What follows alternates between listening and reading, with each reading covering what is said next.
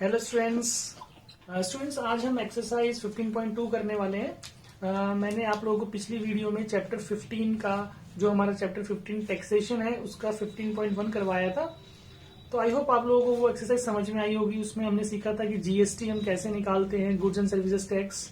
उसमें मैंने कोशिश की थी कि आपको आसान मेथड से समझाऊं। इस वीडियो में हम एक्सरसाइज 15.2 का सोल्यूशन करेंगे स्टूडेंट्स। और 15.2 में हम पढ़ने वाले हैं इनकम टैक्स के बारे में। इनकम टैक्स कैसे फाइंड किया जाता है, क्या उसमें रूल्स होते हैं, क्या मेथड्स होते हैं। तो स्टूडेंट्स मेरी कोशिश रहेगी कि मैं आप लोगों को बहुत इजी वे में समझाऊं और आप लोगों को समझने में आसानी रहे। एक्सरसाइज स्टार्ट करने से पहले कुछ बेसिक कॉन्सेप्ट्स आपको पता होने चाहिए, तो वो कॉन्सेप्ट्स मैंने यहाँ लिख लिए हैं। तो चलिए इनको हम डिस्कस करते हैं। तो स्टूडेंट्स पहला जो टॉपिक मतलब हमारा 15.2 इनकम टैक्स हम पढ़ने वाले हैं। इसमें जो फर्स्ट चीज आपको पता होनी चाहिए, जैसे इनकम टैक्स हमें निकालना है तो व्हाट इज इनकम टैक्स, क्या है इनकम टैक्स। तो आप सभी बच्चों को मेरे ख्याल से पता होगा भी इनकम टैक्स क्या है। तो उसका फिर भी एक जो हमारा डेफिनेशन है प्रॉपर, उसको आप देख लीजिए, नोट कर लीजिए। ये वैसे एग्जाम में तो नहीं आता है, बट फिर भी आपको पता होना चाहिए आपकी नॉलेज के लिए कि tax paid by any individual on his और her income to the central government is called income tax, है ना। सिंपल सा डेफिनेशन है। मतलब कि भाई कोई भी अगर टैक्स दे रहा है कोई इंडिविजुअल, हम देखिए यहाँ पे इंडिविजुअल की बात कर रहे हैं सिर्फ, क्योंकि इस एक्सरसाइज में हमें इंडिविजुअल पर्सन का ही टैक्स निकालना है। हालांकि जो बड़ी बड़ी कंपनीज फर्म्स होती हैं वो भी टैक्स पे करती हैं, बट उनके लिए नहीं हमें पढ़ना इस एक्सरसाइज में, हमें केवल इंडिविजुअल। तो मैंने इंडिविजुअल लिखा है, टैक्स पेड बाय यानी इंडिविजुअल ऑन हिज और हर इनकम, कि भाई जो वो इनकम कर रहा है, अपने जो पैसा कमा रहा है उसमें से कुछ पैसा टैक्स के रूप में वो सेंट्रल गवर्नमेंट को देता है, तो उसे इनकम टैक्स बोलते हैं। तो यहाँ से एक चीज और क्लियर हो रही होगी कि जो टैक्स पे होता है वो सेंट्रल गवर्नमेंट को होता है स्टूडेंट्स। तो ये इनकम टैक्स का डेफिनेशन था स्टूडेंट्स। तो अब इनकम टैक्स में, इनकम टैक्स कैलकुलेट करने में जो टर्म्स यूज होंगी वो टर्म्स यहाँ पे मैंने लिखी है, तो इनको एक एक करके डिस्कस करते हैं स्टूडेंट्स। देखिए फाइनेंशियल ईयर, फाइनेंशियल ईयर क्या होता है, 1 अप्रैल से लेके 1 April of current year, 1 April of current year to 31 March of next year, इसे हम एक फाइनेंशियल ईयर बोलते हैं स्टूडेंट्स। मतलब कि भाई अगर कोई भी हमारा जैसे 1 अप्रैल 2020 से लेके 31 मार्च, अभी देखिए मार्च 2021 हो जाएगा, पूरा एक साल का जो टाइम है ये एक फाइनेंशियल ईयर कहलाएगा। मतलब एक साल कंप्लीट। जनरली हम साल सोचते हैं कि भाई जनवरी से स्टार्ट हो रहा है, बट फाइनेंशियल जो ईयर है जो बैंकिंग सिस्टम में लगता है हमारे, वो 1 अप्रैल से स्टार्ट होता है बेटा, और अगले साल 31 मार्च तक चलता है। तो इसी को फाइनेंशियल ईयर कहा जाता है। देन इसके बाद आता है असेसमेंट ईयर। तो ये क्या है assessment year, the next year of financial year बेटा, the next year of financial year is called assessment year. मतलब अगर जैसे मैंने बात की 1 अप्रैल 20 टू 31 मार्च 2021, मतलब ये हमारा अगर फाइनेंशियल ईयर अगर हमारा है 2020 टू 2021, तो जो असेसमेंट ईयर होगा वो उसका नेक्स्ट ईयर यानी कि 2021 से 2022 तक उसका असेसमेंट ईयर रहेगा स्टूडेंट्स। बस आपको क्या समझना है स्टूडेंट्स कि जो असेसमेंट ईयर है वो फाइनेंशियल ईयर का नेक्स्ट ईयर कहलाता है, राइट। देखिए अगर आप कंफ्यूज हो रहे हैं भाई क्या है फाइनेंशियल ईयर असेसमेंट ईयर, तो ज्यादा कंफ्यूज होने की जरूरत नहीं है, क्योंकि इसका ज्यादा क्वेश्चंस में यूज नहीं है। ये जस्ट क्वेश्चन में ऐसे ही मेंशन रहते हैं कि फाइनेंशियल ईयर कौन सा है और असेसमेंट ईयर कौन सा है, तो उसमें हमें ज्यादा दिक्कत लेने की जरूरत नहीं है। बस आपको ये सोचना है कि फाइनेंशियल ईयर एक पूरा 1 अप्रैल से स्टार्ट होता है और अगले साल 31 मार्च तक चलता है, और जो असेसमेंट ईयर है वो उसके नेक्स्ट ईयर को कहा जाता है। फाइनेंशियल ईयर के नेक्स्ट ईयर को असेसमेंट ईयर कहा जाता है स्टूडेंट्स। तो आई होप आपको समझ में आया होगा financial year and assessment year, ठीक ना। उसके बाद आती है बात ग्रॉस इनकम। तो देखिए ग्रॉस इनकम क्या होता है, इसको हम बोलते हैं भाई total income, total income of an individual through various sources, through different sources, है ना। कि भाई अगर कोई इंडिविजुअल है, सैलरीड पर्सन है, तो वो सैलरी से पैसा ले रहा है। अगर वो कोई और काम नहीं करता, बस उसकी सैलरी आ रही है, तो वही उसका ग्रॉस इनकम रहेगा। अच्छा इसमें एक चीज और, इनकम इन अ ईयर, ये एक साल की बात होगी स्टूडेंट्स यहाँ पे ना, कि हम जो भी हम यहाँ पे टैक्स फाइंड करेंगे वो एक साल का ही निकालेंगे, एक ईयर का निकालेंगे। तो ग्रॉस इनकम का मतलब जो भी इनकम उसने कमाई है एक साल के अंदर। जैसे मैंने एग्जांपल लिया, अगर एक सैलरीड पर्सन है, सिर्फ उसकी सैलरी का ही उसके पास इनकम आ रहा है, तो वो उसका ग्रॉस इनकम सैलरी ही मानी जाएगी। लेकिन सपोज कोई सैलरीड पर्सन है, बट उसके पास उसके कोई घर है अपने जो उसने रेंट पे दे रखे हैं, तो रेंट से जो पैसा आ रहा है वो भी उसकी इनकम में ऐड होकर के तो वो ग्रॉस इनकम कहलाएगा। ठीक है स्टूडेंट्स, बट क्वेश्चंस में जनरली क्या होगा, ग्रॉस इनकम ऑलरेडी मेंशन्ड होगा, तो हम उसी को ग्रॉस इनकम लेके चलेंगे। ठीक ना, एग्जेम्पशन एंड डिडक्शंस, ये बेटा आप लोगों के लिए बहुत इंपॉर्टेंट होने वाला है कि एग्जेम्पशन एंड डिडक्शन का मतलब क्या है। देखिए मैं आपको सिंपल सा एग्जांपल समझाता हूं। सपोज कोई ए पर्सन है, उसका जो ग्रॉस इनकम है भाई वो सपोज 10 लाख रुपीस कमा रहा है सारे सोर्सेज से। अब 10 लाख रुपीस वो कमा रहा है तो क्या उस 10 लाख पे ही वो टैक्स देगा? नहीं स्टूडेंट्स, गवर्नमेंट ने क्या किया है कि अगर कोई पर्सन 10 लाख रुपीस कमा रहा है जितना उसका ग्रॉस इनकम है, तो गवर्नमेंट ग्रॉस इनकम पे टैक्स नहीं लेती है। वो क्या देखती है कि उस पर्सन ने कहाँ कहाँ पैसा इन्वेस्ट किया हुआ है ना। इन्वेस्टमेंट से आप समझ रहे होंगे कि भाई आगे फ्यूचर में उसको काम आएगा वो पैसा, तो लोग इन्वेस्ट करते हैं पैसे को।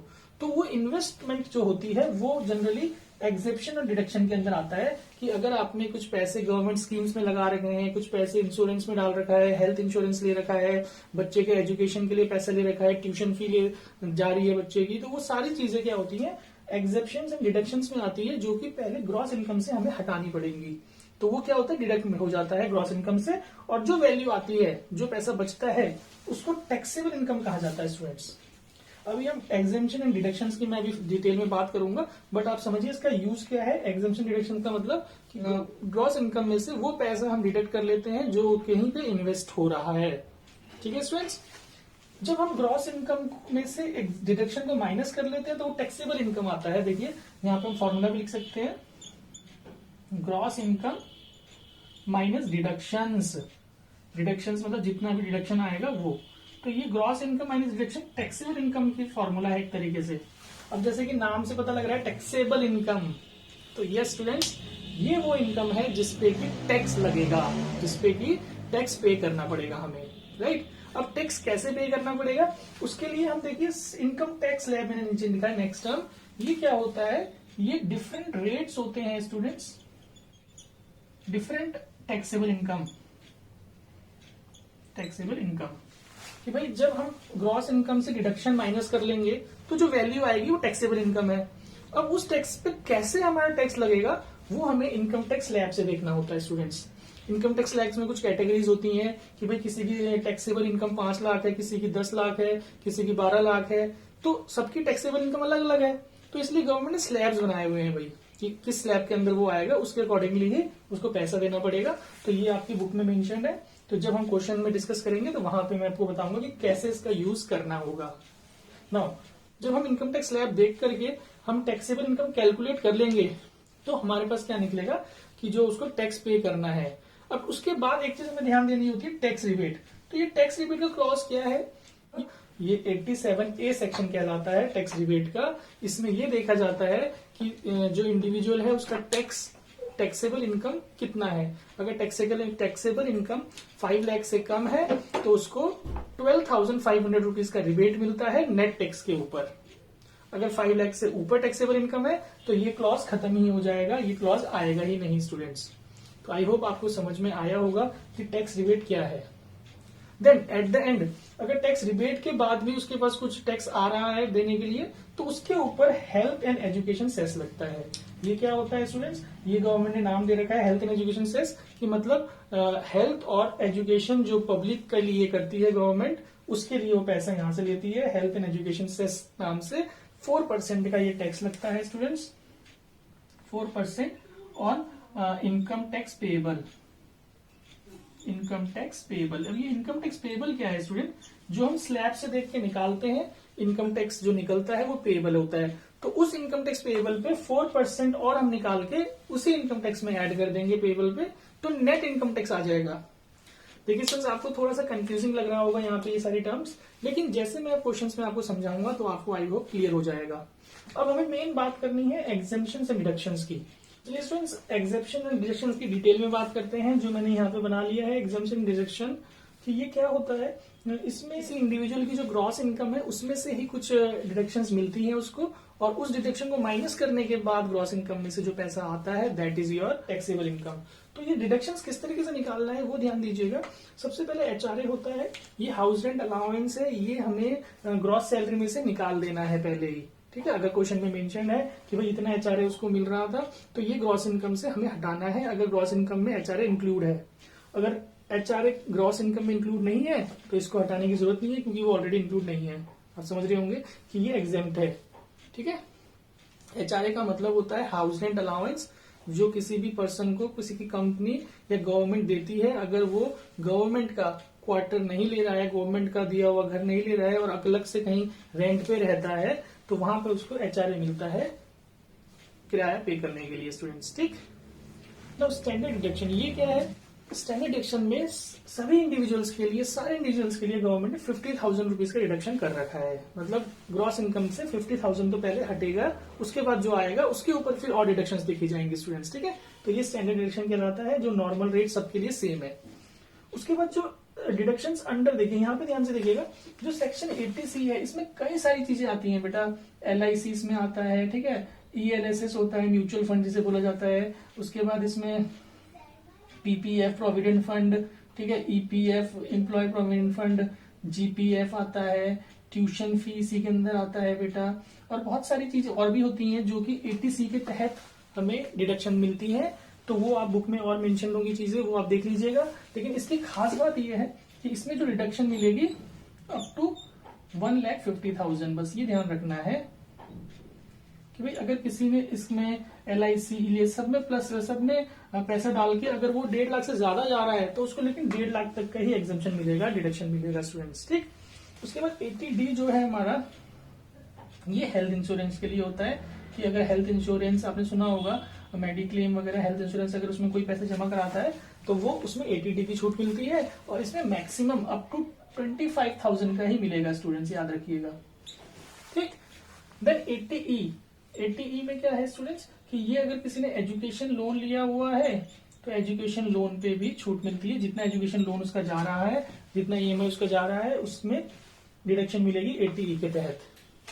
80G में क्या है स्टूडेंट्स, देखिए आपने सुना होगा डोनेशंस देते हैं प्राइम मिनिस्टर फंड में, PM फंड होता है, तो उसमें अगर जो लोग डोनेशन देते हैं उनको भी एग्जम्पशन मिलती है। अब इसमें क्या होता है, कुछ स्कीम्स हैं जिसमें जितना पैसा हमने डोनेट कर दिया उस पर सारा का सारा डिडक्शन मिल जाएगी। कुछ डोनेशन होती है जिसमें 50% ही हमारे को डिडक्शन मिलता है, तो वो भी बुक में मेंशन्ड है। तो डोनेशन जो है वो 80G में आ जाएंगी स्टूडेंट्स, ठीक है। तो ये सारी चीजें हम ग्रॉस इनकम में से माइनस करेंगे, उसके बाद ही हमारे पास टैक्सेबल इनकम आएगा। और लास्ट में मैंने लिखा है इंटरेस्ट ऑन होम लोन। ये बेसिक कॉन्सेप्ट आप लोगों को क्लियर होंगे, जिनका यूज हम क्वेश्चंस में अप्लाई करेंगे। तो आपको ये ध्यान रखना है बस कि gross income, exemption, deduction and taxable income, ये चीज आपके लिए इंपॉर्टेंट है, उसके बाद की चीजें इंपॉर्टेंट है। चलिए स्टूडेंट्स फर्स्ट क्वेश्चन सॉल्व करते हैं। देखिए फर्स्ट क्वेश्चन में हमें गिवन है एक पर्सन अमन जिसकी 35 ईयर्स एज है और उसका ग्रॉस इनकम 6,98,000 गिवन है। वो NPS में 6,000 रुपीज पर मंथ इन्वेस्ट करता है और LIC में 24,900 ईयरली जा रहा है, और NSC उसने परचेज किया है 40,000 का, और डोनेशन वो करता है 15,000 का। तो स्टूडेंट्स देखिए इसका इनकम टैक्स हम कैसे कैलकुलेट करते हैं, ध्यान से समझिएगा। सबसे पहले आपको ग्रॉस इनकम लिख लेना है। भाई ग्रॉस इनकम कितना है इसका, ग्रॉस इनकम का मतलब टोटल इनकम उनकी जो है 6,98,000। अब हमें इसमें से उसकी डिडक्शंस निकालनी है और फिर टैक्सेबल इनकम निकल जाएगा। तो डिडक्शन के लिए सबसे पहला जो है वो स्टैंडर्ड डिडक्शन लगाना है स्टूडेंट्स, कि स्टैंडर्ड डिडक्शन गवर्नमेंट ने सबके लिए सेम किया हुआ है। सबकी सैलरी में से ग्रॉस इनकम से 50,000 आप माइनस कर लीजिए, तो जो वैल्यू आएगा दैट इज 6,48,000 उनका भी बैलेंस आया। इसको हम बोलेंगे बैलेंस्ड है, ये बैलेंस अमाउंट है ये। नाउ अब इस बैलेंस पे हम डिडक्शंस देखेंगे भाई कि डिडक्शंस उनको कहाँ कहाँ से मिल सकता है। तो डिडक्शन सबसे पहले अंडर 80C में, 80C में देखिए उनके क्या क्या मिल रही है उन्हें। LIC उनका जा रहा है 24,900।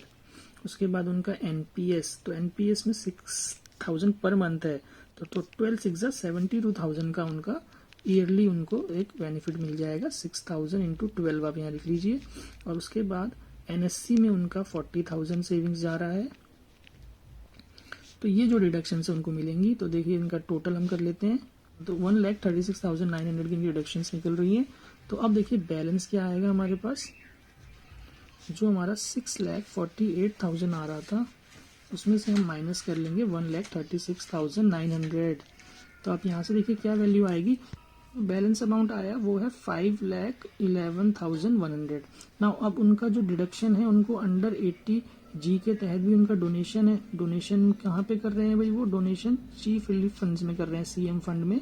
तो वो 100% उनको पूरा मिलेगा, जितना वो कर रहे हैं उतने का उनको रिलीफ मिलेगा। दैट इज 15,000 उनका जो है इसमें से भी डिडक्ट हो जाएगा। तो जो ये डिडक्ट होगा आप इसको समझिएगा, उसे हम टैक्सेबल इनकम बोलेंगे स्टूडेंट्स। अब टैक्सेबल इनकम निकलने वाला है क्योंकि बाकी सारी डिडक्शन हमने कैलकुलेट कर लिया है। 5,11,100 में से 15,000 उनका और डिडक्ट होगा। तो जो टैक्सेबल इनकम हमारे पास आ रहा है देखिए स्टूडेंट्स 4,96,100 रुपीज़। तो ये इनका टैक्सेबल इनकम है। अब हम क्या करेंगे कि ये जो टैक्सेबल इनकम है ये कौन सी स्लैब में, अब हम स्लैब में देखेंगे कि ये कौन सी कैटेगरी में लाई कर रहा है, उसके अकॉर्डिंगली हम इसको सॉल्व करेंगे। तो देखिए ये हमारा इनकम टैक्स स्लैब है students for the financial year 2019-20, जो कि क्वेश्चन में 2019-20 ही गिवन था। और ये दो स्लैब्स दे रखी हैं, एक स्लैब हमारा है लेस देन 60 ईयर्स के लिए और एक स्लैब है हमारा मोर देन 60 ईयर्स के लिए, जो ओल्ड सिटीजन्स हैं, सीनियर सिटीजन्स के लिए। तो यहाँ पे देखिए हम इस वाले टाइप स्लैब को फॉलो करना पड़ेगा ये फर्स्ट क्वेश्चन में, क्योंकि उसकी एज 35 ईयर्स गिवन थी। तो अब देखिए जो हमारा टैक्सेबल इनकम निकला है, टैक्सेबल इनकम यहाँ हेडिंग है, हमारा निकला था 4,96,100। तो वो आप क्लियरली देखिए इस वाले में लाई कर रहा है सेकंड में। तो वहां पे क्या कह रहा है 5% ऑफ टैक्सेबल इनकम एक्सीडिंग 2,50,000। समझिए इसको कि भाई जो 4,96,000 में से हम 2,50,000 माइनस कर लेंगे तो उस वैल्यू पे 5% टैक्स निकलेगा स्टूडेंट्स। ठीक है, तो स्टूडेंट्स हमने स्लैब में से देख लिया है। तो हम इनकम टैक्स कैसे कैलकुलेट करेंगे, आप यहाँ लिखिए इनकम टैक्स फ्रॉम स्लैब, रख सकते हैं नीचे। स्लैब में हमने देख के इनकम टैक्स निकाला है, तो हमारे को निकालना है 5% ऑफ 4,96,100 माइनस 2,50,000। तो देखिए अब क्या वैल्यू आने वाला है स्टूडेंट्स 5%, यानी कि 5/100 मल्टीप्लाइड बाय ये जो वैल्यू आएगा 2,46,100। तो यहाँ से आप इसको कैलकुलेट कर लीजिए, तो जो वैल्यू आएगा हमारे पास 12,305 रुपीज़। अब ध्यान दीजिए स्टूडेंट्स, हमने इनकम टैक्स निकाल लिया है। अब हमें देखना है कि उन्हें टैक्स रिबेट मिलेगी कि नहीं मिलेगी under 87A, under section 87A, जिसकी मैंने अभी थोड़ी देर पहले बात की थी स्टार्टिंग में। तो देखिए यस, उनको टैक्सेबल इनकम मिलेगी कैसे कि हिज इनकम, जो उसकी इनकम है, कौन सी इनकम स्टूडेंट्स? Taxable income. जो अमन की टैक्सेबल इनकम आई थी इज अप टू 5 लाख, कि भाई 5 लाख से कम ही आ रहा है ना? तो उनका टैक्सेबल इनकम 5 लाख से कम आ रहा है, यानी कि he will get rebate of 12,500 rupees. तो आप देखिए जो हमने टैक्स निकाला वो 12,305 निकाला है और जो रिबेट उनको मिल रहा है 12,500 का। तो जो नेट टैक्स पेबल हुआ वो हमारा कितना आया? नील। स्टूडेंट्स क्वेश्चन 2 की बात करते हैं। क्वेश्चन 2 में जो इन्फॉर्मेशन गिवन है देखिए क्या क्या हमें दिया गया है कि सुमिता है जिनका एज 62 ईयर्स है, उनका एनुअल इनकम 7,58,000 है। तो एनुअल इनकम मतलब उनका ग्रॉस इनकम ही 7,58,000 दिया गया है। वो GPF में 7,500 पर मंथ के हिसाब से पैसा जमा करा रही हैं और LIC वो 23,400 रुपीज हाफ ईयरली भर रही हैं। NSC उनके पास 25,000 का है और डोनेशन वो 20,000 पे करती हैं, जिसमें उनको 50% डिडक्शन मिलता है, जो हमें क्वेश्चन में गिवन है। तो देखिए स्टूडेंट, इसका हम कैसे इनकम टैक्स कैलकुलेट करेंगे। तो भाई सबसे पहले आप लिख लीजिए ग्रॉस इनकम, है ना। ग्रॉस इनकम क्या है भाई? ₹7,58,000। उसके बाद आपको पता है स्टैंडर्ड डिडक्शन लगाना है। ये तो भाई सारे क्वेश्चंस में ही लगाना है आपको, जो भी सैलरीड पर्सन है उनके लिए स्टैंडर्ड डिडक्शन 50,000 का आपको लगा लेना है। तो आप देखिए जो आपके पास बैलेंस अमाउंट आएगा वो कितना आ रहा है माइनस करने पे इन दोनों को। तो ये आया आपका 7,08,000। ठीक ना, अभी 7,08,000 पे डिडक्शंस मिलेंगी। तो भाई डिडक्शंस पहले हम देखेंगे अंडर 80C में। तो 80C में ये GPF इसी में आता है, आपको पता है। तो GPF का कितना अमाउंट जा रहा है? 75 × 12। तो आप देखिए कितना ये आ जाएगा 90,000 रुपीज। ना LIC में उनका कितना जा रहा था 23400, तो इसको हम मैं डबल करके लिख देता हूँ क्योंकि हाफ ईयरली दिया गया है। तो ये आपका आ जाएगा 46,800 रुपीज। आप यहाँ पे लिख सकते हैं कि भाई हमने ये कैसे निकाला है, 23400 को इंटू 2 कर लिया, हाफ ईयरली था इसलिए। NSC में कितना अमाउंट जा रहा है 25,000 का। ये तीन चीजें हमारे 80C के तहत उनके पास आ जाएंगी, तो आप इनको एडअप कर लीजिए। तो देखिए 1,61,800 रुपीज डिडक्शन आ रही है, बट ये क्या है ग्रेटर देन 1,50,000 आ गया। तो जैसे कि हमें पता है तो 80C में जो मैक्सिमम डिडक्शन मिलता है वो 1,50,000 का ही मिलता है किसी भी इंडिविजुअल को। तो यानी कि अब जो यहाँ पे बैलेंस रहेगा, बैलेंस क्या आएगा स्टूडेंट्स, कि जो हमारा पहले 7,08,000 था उसमें से माइनस करना पड़ेगा 1,50,000, 5,58,000 रुपीज का बैलेंस। ठीक है स्टूडेंट्स। नाउ अब इस पे देखिए उनको फिर डिडक्शन मिलेगा 80G में, जो कि उनका डोनेशन है। डोनेशन उनका जो जा रहा है वो 10,000 दिया जाएगा, क्योंकि हमें क्वेश्चन में मेंशन है 50% उनको डिडक्शन अलाउड है। वो 20,000 कर रही है, लेकिन उनको 50% डिडक्शन मिलेगा, तो 10,000 इसमें से भी लेस हो जाएगा। तो अब हम लिखेंगे टैक्सेबल इनकम, क्योंकि हमारी सारी जो डिडक्शन है वो हमने माइनस कर लिया। फाइनल डिडक्शन हम माइनस कर रहे हैं, तो इसको हम डिडक्शन माइनस करेंगे तो 5,48,000 हमारे पास टैक्सेबल इनकम आ गया स्टूडेंट्स, जो कि हमें इस पे टैक्स लैब के में देख करके कौन सी कैटेगरी में आ रहा है उसको देखेंगे। तो स्टूडेंट्स इसमें जो आप टैक्स लैब देखिएगा सीनियर सिटीजन्स का देखना है स्टूडेंट्स, आप जरूर टैक्स लैब को देखिए, जो मैंने आपको पिछले क्वेश्चन में दिखाया था। तो वहां पे आप यहाँ पे लिखेंगे इनकम टैक्स, साइड में लिख लीजिए फ्रॉम स्लैब। तो देखिएगा ये थर्ड कैटेगरी में आ रहा है, तो इसमें जो पेमेंट लगेगा वो ₹10,000 plus 20% of amount exceeding 5 lakh, तो यानी कि 48,000। आप समझिएगा स्टूडेंट्स, क्योंकि 5 लाख से ये माइनस होगा तो 20% उस पर लेना है। तो 10,000 प्लस 9,600 यानी कि ₹19,600 रुपीज का टैक्स उनको पे करना है। नाउ अब ये देखिएगा, क्योंकि टैक्सेबल इनकम 5 लाख से ज्यादा है, तो आप लिखिए शी इज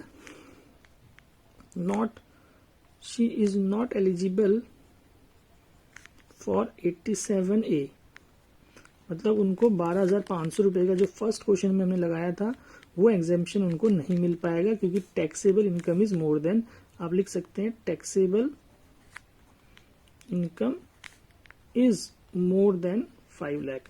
तो भाई जिनका टैक्सेबल इनकम 5 लाख से ज्यादा आएगा उनको जो ये 87A का जो बेनिफिट है वो नहीं मिल पाएगा टैक्स रिबेट का, not eligible for tax rebate हम लिख सकते थे।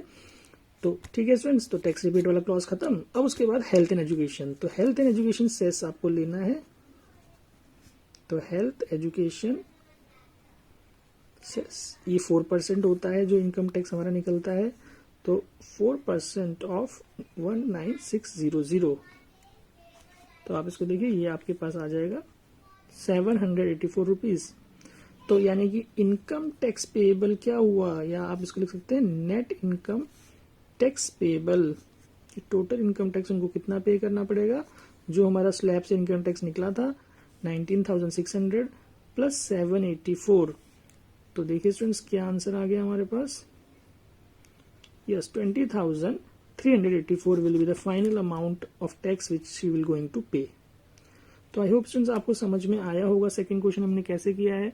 देखिए जो हमारा तरीका है पैटर्न इनकम टैक्स निकालने का वो सबके लिए सारे क्वेश्चंस में सेम ही है, कि पहले हमें ग्रॉस इनकम लिखना है, उसके बाद स्टैंडर्ड डिडक्शन लगाना है 50,000 का, उसके बाद हमें देखना है बाकी डिडक्शंस क्या क्या मिल रही हैं उस पर्सन को। 80C के अंदर उनको सिर्फ 1,50,000 तक का ही डिडक्शन मिल सकता है। अगर 1,50,000 से कम है तो वही अमाउंट माइनस करना है, अगर 1,50,000 से ज्यादा है तो सिर्फ 1,50,000 ही माइनस करना है हमें। उसके बाद बाकी डिडक्शंस देखनी है, 80G में मिल रही हैं, 80E, 80TT और होम लोन की भी है, तो वो चीजें क्वेश्चन में मेंशन होंगी तो वो भी आएंगी। बट जो ये क्वेश्चन है इसमें कुछ मेंशन नहीं था, तो ये बहुत सिंपली हमारा आंसर आ गया है स्टूडेंट्स। 3 सॉल्व करते हैं। देखिए 3 में हमें जो इन्फॉर्मेशन दी गई है कि मिस्टर भसीन 48 ईयर्स ओल्ड हैं, उनका जो ग्रॉस इनकम है वो है 9,50,000। अब उनका जो सेविंग्स है एनपीएस में 9,200 पर मंथ, एलआईसी में 29,000, ट्यूशन फी वो पे कर रहे हैं अपने बच्चों का 42,000, और मेडिक्लेम उनके पास है एक 18,400 का, और होम लोन प्रिंसिपल वो 18,000 पे कर रहे हैं, और जो होम लोन इंटरेस्ट है दैट इज 1,09,000। तो स्टूडेंट्स ये इन्फॉर्मेशन गिवन है, और इस पे एक नई चीज आई है, home loan principal and home loan interest. तो देखिए ये जो home loan principal home loan interest है ये काफी बच्चों को थोड़ा सा कंफ्यूजिंग लग सकता है। देखिए जो होम लोन लेते हैं उन लोगों को होम लोन की ईएमआई देनी होती है, तो मैं इसको थोड़ा सा यहाँ समझा देता हूँ कि जो लोग वो ईएमआई पे करते हैं, ईएमआई में दो कंपोनेंट मिक्स होते हैं, ईएमआई में प्रिंसिपल और इंटरेस्ट, ये दो कंपोनेंट्स होते हैं किसी की भी होम लोन हो या कोई भी ईएमआई हो, उसमें प्रिंसिपल अमाउंट होता है और एक इंटरेस्ट अमाउंट होता है। तो जो प्रिंसिपल अमाउंट है अभी जो होम लोन का हमारा, उसमें तो 80C के तहत डिडक्शन मिलेगा, और जो इंटरेस्ट है ये डिफरेंट आपको पूरा इंटरेस्ट मिलता है होम लोन पे, जो अलग से मैंने लिखा था, जिसमें 2 लाख रुपए तक का अप टू 2 लाख तक का इंटरेस्ट में छूट मिलता है। ध्यान रखिएगा स्टूडेंट्स, ठीक है। अब एक्चुअली होता क्या है कि जो हम ईएमआई, अगर सपोज किसी के घर की 20,000 रुपीज ईएमआई भर रहा है, तो उसमें जो ईएमआई में प्रिंसिपल अमाउंट होगा वो तो बहुत कम होगा, वो तो सपोज 5,000 रुपीज का प्रिंसिपल होगा, और बाकी जो वो होगा वो इंटरेस्ट पे कर रहा होगा उस पर। तो इंटरेस्ट पे 2 लाख तक का वो डिस्काउंट मिल सकता है, डिडक्शन मिल सकता है स्टूडेंट। तो आप समझ गए होंगे ये कंपोनेंट क्या है। तो जो प्रिंसिपल है उसको हम 80C में लेंगे, और जो हमारा इंटरेस्ट है उसको हम अलग से डिडक्ट करेंगे स्टूडेंट्स। तो चलिए इसका सॉल्यूशन करते हैं स्टूडेंट्स। तो देखिए सबसे पहले आपको लिखना है ग्रॉस इनकम। ग्रॉस इनकम हमारा है ₹9,50,000। नाउ आपको पता है स्टैंडर्ड डिडक्शन लगा दीजिए, यहाँ पे स्टैंडर्ड डिडक्शन हम 50,000 का लगा देंगे अगर, तो हमारे पास जो बैलेंस अमाउंट आ जाएगा दैट इज 9 लाख। ठीक, अब इस 9 लाख पे वेरियस डिडक्शन हमें देखनी है, तो हम पहले डिडक्शंस देखेंगे भाई अंडर 80C में क्या क्या आ रहा है। तो 80C में पहला इनका एनपीएस गिवन है जो 9200 पर मंथ गिवन है, तो हम इसको 9200 को 12 से हम इंटू कर लेंगे, तो 1,10,400 रुपीज आ जाएगा स्टूडेंट्स। आप कैलकुलेट कर लीजिएगा, आप यहाँ साइड में लिख सकते हैं टू 12। उसके बाद एलआईसी का उनका पेमेंट जा रहा है 29,000 का, देन उनका ट्यूशन फी बच्चों का जा रहा है दैट इज 42,000, एंड जो होम लोन का प्रिंसिपल है ये भी इसी में आ जाएगा, होम लोन प्रिंसिपल अमाउंट 18,000।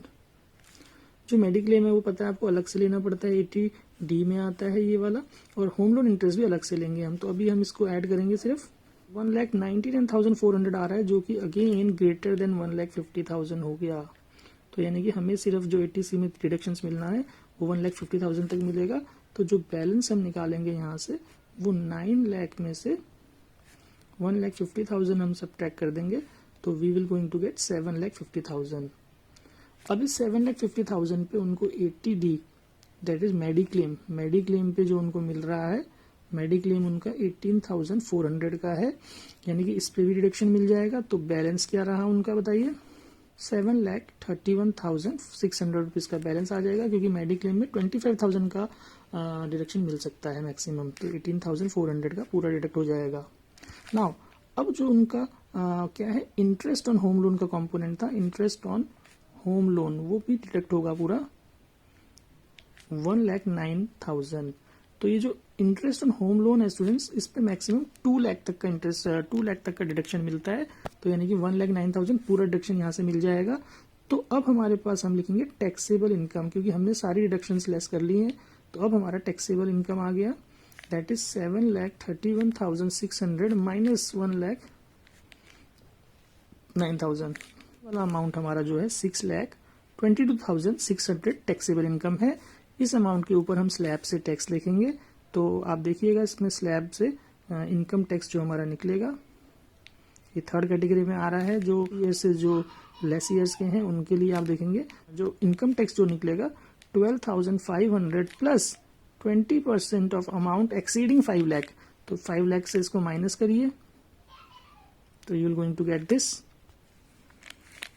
तो यहां से आप कैलकुलेट कर लीजिए स्टूडेंट्स, आपके पास जो वैल्यू आने वाला है दैट इज 12,500 प्लस 24,520। नाउ आप इनको एडअप करेंगे तो आपके पास आ जाएगा 37,020 रुपीज़। तो ये हमारा इनकम टैक्स आया। अब आप देखिए कि भाई जो मिस्टर भसीन है, mister Bhasin is not eligible for, आपको पता है क्या, टैक्स रिबेट। टैक्स रिबेट इनको नहीं मिल पाएगी अंडर 87A। ठीक, तो ये इनका इनकम टैक्स पेबल हुआ। अब इस पे हमें हेल्थ एंड एजुकेशन सेस निकालना है। हेल्थ एंड एजुकेशन सेस हम इस पे निकालेंगे। हेल्थ एंड एजुकेशन सेस इस पे 4% का आपने निकालना है, 1480.80 रुपीज। तो अब देखिए net tax payable, net tax payable कितना हुआ, यानी कि 37,020 में 1480.80 हम ऐड कर देंगे तो we are going to get 38,500.80 rupees. इसको हम राउंड ऑफ कर सकते हैं, 38,501 रुपीज का इनकम टैक्स पेबल रहेगा मिस्टर भसीन के लिए। तो आई होप आप लोगों को क्वेश्चन 3 समझ में आया होगा स्टूडेंट्स। इस क्वेश्चन में होम लोन इंटरेस्ट और होम लोन प्रिंसिपल का यूज था, तो इसको ध्यान से समझ के करिएगा students. Now students question number 4 solve करते हैं। तो देखिए 4th में जो इन्फॉर्मेशन गिवन है, मिस्टर रोहित हमें 30 ईयर्स ऑफ एज दिया गया है और उनमें जो उनका जो ग्रॉस इनकम है वो 8,85,400। एनपीएस में वो 85,000 डाल रहे हैं, एलआईसी वो 38,000 का पे कर रहे हैं, एनएससी 30,000, ट्यूशन फी 18,000। इसमें जो नया दे रखा है कॉन्सेप्ट क्वेश्चन में, वो दे रखा है कि वो एडवांस टैक्स पे कर रहे हैं 1,500 पर मंथ का। तो स्टूडेंट्स क्या होगा कि हम उनका टोटल टैक्स निकाल लेंगे और जो टोटल टैक्स पेबल कर रहे हैं वो एक्चुअली एडवांस में पे करते जा रहे हैं 1,500 पर मंथ। तो ये जो लास्ट में 1 साल का जितना टैक्स आएगा उसमें से ये अमाउंट हमें लेस करना पड़ेगा। ठीक है स्टूडेंट्स, तो चलिए इसको सॉल्व करते हैं। ग्रॉस इनकम, ग्रॉस इनकम है ₹8,85,400, राइट। तो स्टैंडर्ड डिडक्शन लगा दीजिए, स्टैंडर्ड डिडक्शन लगा दीजिए 50,000 का, तो ये आ जाएगा 8,35,400 बैलेंस अमाउंट। नाउ अब 80C देख लेते हैं। 80C में ही इनके पास आ रहा है सारा। एनपीएस में 85,000 है, एलआईसी उनका 38,000 है, एनएससी उनका 30,000 है। ठीक है, ट्यूशन फी ये सारा चीज आपको पता है 80C में ही आता है, 18,000 है। तो हम इनको टोटल कर लेते हैं स्टूडेंट्स, 1,71,000। तो ये फिर से 1,50,000 से ज्यादा होने की वजह से जो इनको डिडक्शन मिलेगा वो केवल 1,50,000 का मिलेगा। तो 8,85,400 में से हम 1,50,000 माइनस कर देंगे तो जो वैल्यू हमारे पास आ जाएगा दैट विल बी 6,85,400 रुपीज हमारा बैलेंस अमाउंट आया, जो कि उनका 80C डिडक्शंस मिलने के बाद। अब देखिए यहाँ पे हमें और कुछ इन्फॉर्मेशन गिवन नहीं है, जो उनका मेडिक्लेम वगैरह, होम लोन वगैरह कोई भी इन्फॉर्मेशन गिवन नहीं है। तो यही हमारा टैक्सेबल इनकम है स्टूडेंट्स, याद रखिएगा ये हमारा टैक्सेबल इनकम आ चुका है। अब आप अगेन स्लैब में देखिए, तो स्लैब में आप देखेंगे तो इनकम टैक्स क्या निकलेगा, ये थर्ड कैटेगरी में आ रहा है, that is 12,500 plus 20% of amount exceeding 5 lakh. तो यहाँ पे 1,85,400 होगा स्टूडेंट्स। आप इसको कैलकुलेट कर लीजिए, 12,500 प्लस 37,080। नाउ अब आप जिनको इसको ऐड कर लेंगे तो ये आ जाएगा 49,580 रुपीज। ठीक है स्टूडेंट्स, अब ये हमारा इनकम टैक्स पेबल आ गया। नाउ अब देखिए कि हियर नो रिलीफ, इसको कोई रिलीफ नहीं मिलेगा अंडर 87A, है ना, क्योंकि टैक्सेबल इनकम जो था हमारा 5 लाख से ज्यादा था, इसलिए 87A में नॉट एप्लीकेबल, तो ही एलिजिबल नहीं है, तो वो नहीं आएगा। तो अब जो इनकम टैक्स पेबल हमने निकाला है, इस पे आपको हेल्थ एंड एजुकेशन सेस निकालना है, दैट इज 4%। तो 4% ऑफ जब ये आप निकालेंगे 49,580, तो ये आपके पास आ जाएगा 1983.20 रुपीज। तो आप देखिए यानी कि हमारा नेट इनकम टैक्स पेबल क्या हुआ, नेट इनकम टैक्स पेबल हमारे पास आ जाएगा स्टूडेंट्स कि भाई 49,580 में ये जो हमारा हेल्थ एंड एजुकेशन सेस निकला है 1983.20। तो आप इनको ऐड कर लीजिए स्टूडेंट्स, वैल्यू आएगी 51,563.20 रुपीज़। ठीक है स्टूडेंट्स, इतना उसका इनकम टैक्स पेबल है। बट नाउ हो क्या रहा है कि वो एडवांस टैक्स पे कर रहे हैं 11 मंथ्स तक। Advance tax paid for 11 months, कितना वो टैक्स पे कर चुके हैं ऑलरेडी, दैट इज 11 इंटू 1500 वो पर मंथ पे कर रहे थे। तो भाई मतलब 16,500 रुपीज वो पे कर चुके हैं 11 मंथ्स तक। नाउ इनकम टैक्स पेबल, हम इसको बोल सकते हैं final income tax payable at the end of the year, जो उनको देना है दैट इज 51,563.20 माइनस 16,500 रुपीज। तो आप इनको माइनस कर लीजिए 35,063.20 रुपीज। तो आप इसको जब राउंड ऑफ करेंगे तो हम बोल सकते हैं 35,063 रुपीज ही उन्हें पे करना है एज अ फाइनल अमाउंट। तो आई होप स्टूडेंट्स आपको क्लियर होगा। कैलकुलेशन थोड़ा ध्यान से करिएगा। देखिए स्टूडेंट, लास्ट क्वेश्चन सॉल्व करते हैं। 5th क्वेश्चन काफी लंबा क्वेश्चन है, इसमें काफी इन्फॉर्मेशन गिवन है। तो ये क्या कह रहा है कि मिस्टर रेड्डी है, एक 58 ईयर्स ओल्ड है। उनका जो ग्रॉस सैलरी है, मतलब एनुअल सैलरी उनको मिल रहा है 10,54,000 और वो इंटरेस्ट भी अर्न कर रहे हैं अपने सेविंग्स अकाउंट पे 17,500। तो स्टूडेंट जो ग्रॉस इनकम होगा वो इन दोनों को ऐड करके आएगा, ध्यान रखिएगा। उसके बाद जीपीएफ में जा रहा है उनका 12,000 पर मंथ, इंश्योरेंस में 45,000 जा रहा है, होम लोन का जो इंटरेस्ट है वो उनका 1,98,000 जा रहा है और होम लोन प्रिंसिपल जो है वो 40,000 है। ठीक है, तो आपको ध्यान है अभी पिछले क्वेश्चन में हमने किया था कि होम लोन जो इंटरेस्ट होता है वो पूरा का पूरा डिडक्ट होता है 2 लाख रुपीज तक, और जो होम लोन प्रिंसिपल है वो 80C में ही आता है। तो 80C में इनकी ये 3 चीजें हैं। ठीक, जो एजुकेशन लोन पे इंटरेस्ट है वो जो है हमारा डिफरेंट अलग से जाएगा और जो मेडिक्लेम है वो भी अलग से जाएगा। तो देखिएगा थोड़ा सा लेंथी होने वाला है क्वेश्चन। और क्वेश्चन में एक चीज और है कि इसको पहले हमें 2019-20 के स्लैब से करना है, उसके बाद न्यू स्लैब से भी करना है। उसका सोल्यूशन कैसे करेंगे, सबसे पहले जब हम इनका ग्रॉस इनकम निकालेंगे तो इसमें आपको ग्रॉस इनकम के लिए भाई 10,54,000 में प्लस करना पड़ेगा 17,500। भाई ये भी इनकम है उनका, 10,71,500 रुपीज का उनका ग्रॉस इनकम हो गया। ना इस पे उनको स्टैंडर्ड डिडक्शन मिलेगा, इन पे इनको स्टैंडर्ड डिडक्शन मिलेगा 50,000 का। तो यानी कि जो उनका बैलेंस रहा जिसपे हमें बाकी डिडक्शंस देखना है 10,21,500 पे हमें बाकी डिडक्शंस देखना पड़ेगा। तो सबसे पहले 80C की बात करते हैं। 80C में उनका जीपीएफ आ रहा है स्टूडेंट्स जो कि 12,000 इंटू 12 यानी कि 1,44,000 का वो डायरेक्ट उन्हें वहां से जीपीएफ से डिडक्शन मिल जाएगा। इंश्योरेंस का उनके पास है 45,000 का, और जो होम लोन प्रिंसिपल अमाउंट है वो भी इसमें कैलकुलेट होगा 40,000। तो ये 3 चीजें हम जब इसको ऐड करेंगे तो ये दिख रहा है हमें कि ये 1,50,000 से ज्यादा जा रहा है। तो यानी कि ग्रेटर देन 1,50,000 होने की वजह से जो 80C में जो उनको डिडक्ट होगा दैट इज ओनली 10,21,500 में से 1,50,000 ही डिडक्शन मिलेगा। तो ये आ जाएगा 8,71,500 रुपीज का बैलेंस। अब इस पे उनके पास अगेन देखिए काफी, एक तो होम लोन इंटरेस्ट का जो पूरा कंपोनेंट है 1,98,000 इसका डिडक्शन मिलेगा। तो पहले इसको माइनस कर लेते हैं, तो इस पे से जो बैलेंस मिलेगा 6,73,500 रुपीज का बैलेंस।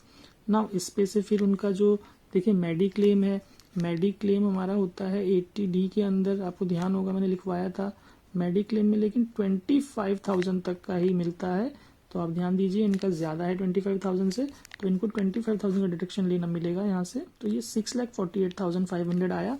उसके बाद इनका एक एजुकेशन लोन का इंटरेस्ट भी है, ये इंटरेस्ट अमाउंट है एजुकेशन लोन का, तो ये भी इनको डिडक्शन मिलेगा। एजुकेशन लोन का सेपरेटली मिलता है स्टूडेंट्स, तो 18,000 का ही है, ये ज्यादा नहीं है, तो इसको आप सेपरेट कर लीजिए। तो देखिए जो हमने ये एजुकेशन लोन का डिडक्शन लिया है इसे हम कहते हैं 80E के अंतर्गत ये आता है। ठीक है ना। अब देखिए यहाँ पे एक हमें इंटरेस्ट फ्रॉम सेविंग्स अकाउंट भी दिया गया था, इंटरेस्ट फ्रॉम सेविंग्स अकाउंट वो हमारा था interest from savings account, question में मेंशन था, दैट इज 17,500।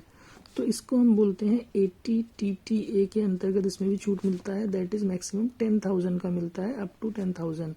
तो इसलिए हम इसको अब हमारे सारे डिडक्शंस कंक्लूड हो गए हैं। तो टैक्सेबल इनकम जो हमारा निकलेगा, टैक्सेबल इनकम जो है, जो हमारा बैलेंस अमाउंट था 6,30,500 में से 10,000 और हमारा माइनस हो जाएगा, तो ये आ जाएगा 6,20,500 रुपीज।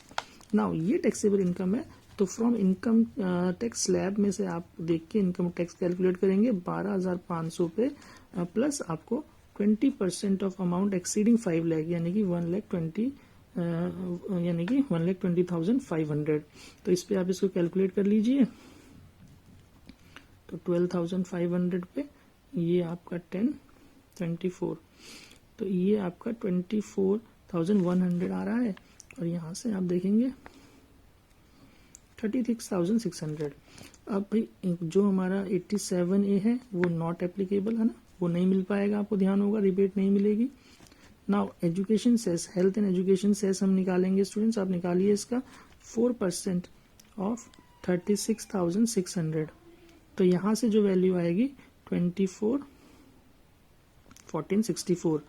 तो अब देखिए जो हमारे पास वैल्यू आ रहा है 36,600 प्लस 1464, तो ये वैल्यू आया स्टूडेंट्स हमारे पास 38,064 रुपीज का, जो हमारा नेट इनकम टैक्स पेबल है। नेट इनकम टैक्स पेबल जो हमारा है that is 38,064 rupees final amount.